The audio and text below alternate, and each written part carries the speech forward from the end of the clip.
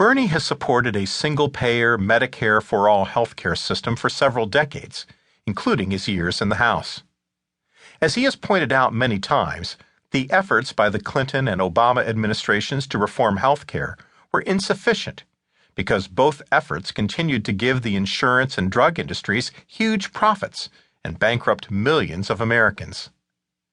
Though he did not believe the Affordable Care Act, Obamacare, went far enough, he pushed successfully to include $12.5 billion in the legislation to dramatically expand access to community health centers, allowing those centers to ramp up services such as primary care, dental care, low-cost prescription drugs, and mental health counseling for more than 25 million Americans.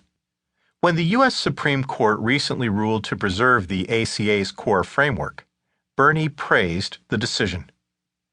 The Supreme Court recognized the common-sense reading of the Affordable Care Act that Congress intended to help all eligible Americans obtain health insurance, whether they get it through state or national exchanges. Access to affordable health care should not depend on where you live.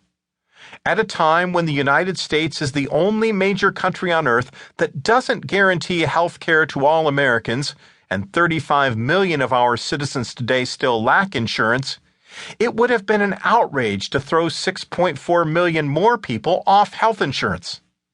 What the United States should do is join every other major nation and recognize that health care is a right of citizenship.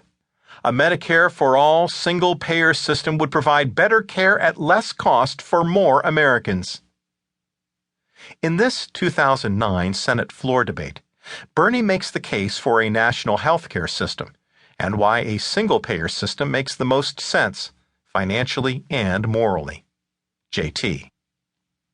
Bernie's Senate floor statement during debate, December 16, 2009.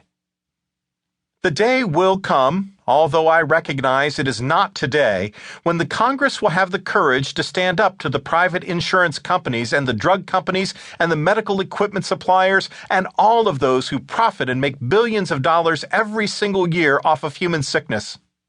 On that day, when it comes, and it will come, the U.S. Congress will finally proclaim that health care is a right of all people and not just a privilege.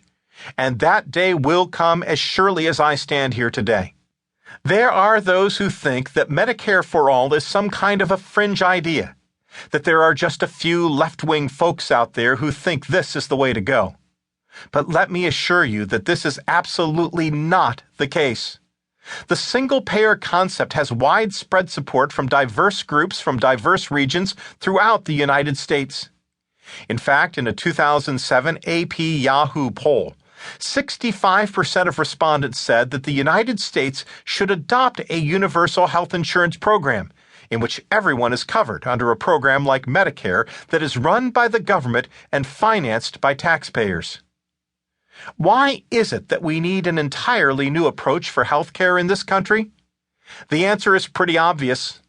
Our current system, dominated by profit-making insurance companies, simply does not work.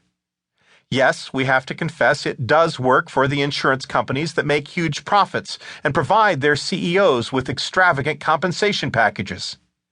Yes, it does work, and we saw how well it worked right here on the floor yesterday for the pharmaceutical industry, which year after year leads almost every other industry in profit while charging the American people by far, not even close, the highest prices in the world for prescription drugs.